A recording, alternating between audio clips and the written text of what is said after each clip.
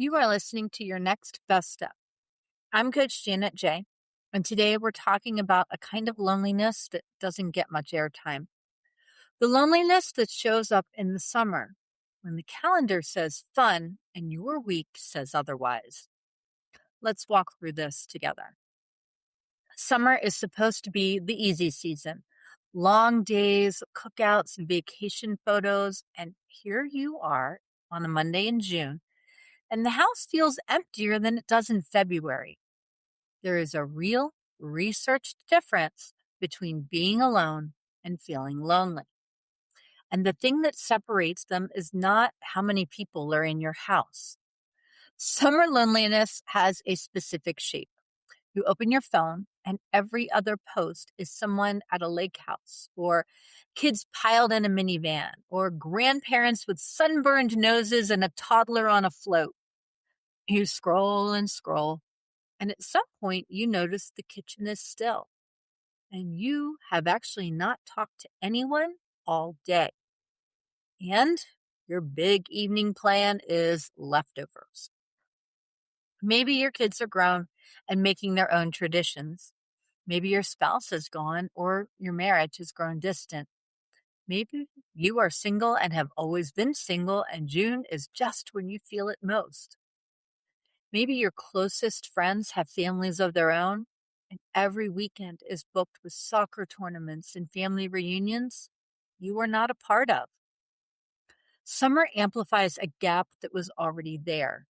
Longer daylight means more hours to fill. Culture says the season should be social. Your week says otherwise. That mismatch is exhausting in a way that is hard to explain to anyone who has not felt it. I want to read to you from Isaiah 41:10 from the NIV. Let these words land fresh as a sentence God is saying directly to you. So do not fear, for I am with you. Do not be dismayed, for I am your God. I will strengthen you and help you. I will uphold you with my righteous right hand. Listen to that again. I am with you.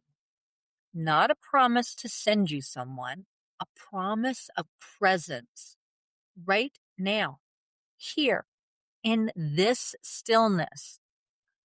Loneliness carries two aches. One is the absence of people. The other is the sense that no one sees you. Isaiah 41:10 speaks to the second ache.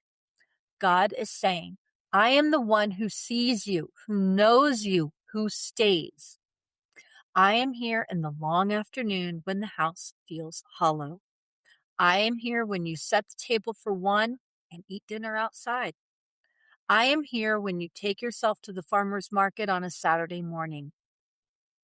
You are alone in the way you feel alone, and at the same time, you are held. Those two can live together. That is what Isaiah 41:10 offers. The God of presence, keeping his promise in June.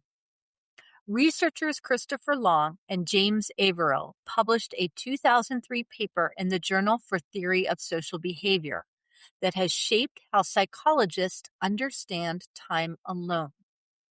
Their distinction is simple, and it changes everything. There are two kinds of time alone, solitude and loneliness, and they live in different worlds. Solitude is time alone that you choose. Loneliness is time alone that feels imposed on you. The same Saturday afternoon, same couch, same stillness, same iced coffee can feel restorative or depleting depending on whether you feel it was your choice. The technical word for the difference is agency. When you feel like you picked this, your nervous system settles. When you feel like this happened to you, your nervous system braces. The U.S. Surgeon General issued an advisory on loneliness in 2023, drawing heavily on a 2015 meta-analysis by Julianne Holt-Lundstad and colleagues.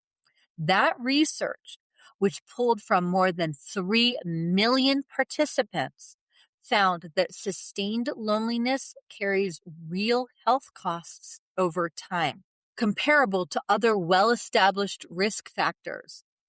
I want to be careful with how I use that finding. The research looked at chronic long-term loneliness. Feeling lonely on a Tuesday in June is a different category. A slower summer is something to notice. It is also something you can work with. The direction matters. If summer loneliness becomes the shape of every month, it is worth paying attention to. If summer loneliness is a season, a real ache with a start and an end, then what helps is shifting the experience from imposed to chosen. So what does this mean for you this week, this summer? You cannot always control who is available.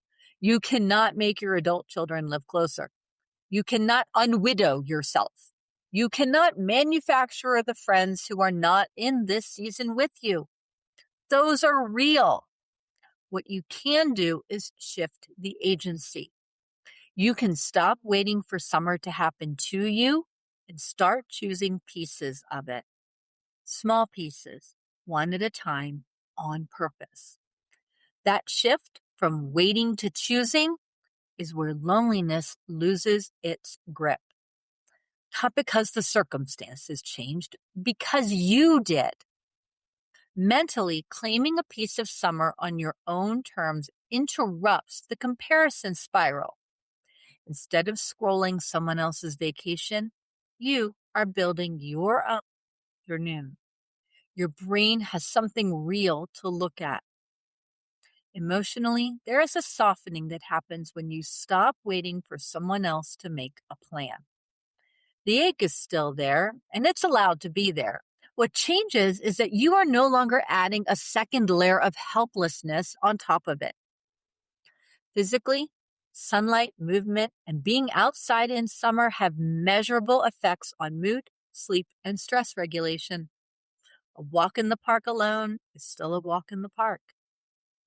Spiritually, Isaiah 41:10 becomes real in the doing. You find God present in the small solo moments, the light through the leaves, the slow sip of coffee, the unrushed conversation with Him that does not have to happen in a pew. Your next best step for this week is simple. If summer feels lonely, claim one piece of it, just one piece. Don't reinvent your whole social life. Don't make a plan for the entire season. Just one thing. Go to the farmer's market on Saturday morning. Alone. Buy the peaches. Take your time. Eat dinner outside on your porch or your balcony or your back step. Use the real plate. Light a candle if you want to. Take a book to the park. Sit on a bench. Read for 30 minutes. Drive to a trail or a coffee shop you have been meaning to visit. Go by yourself. What matters about any of those things is the choosing.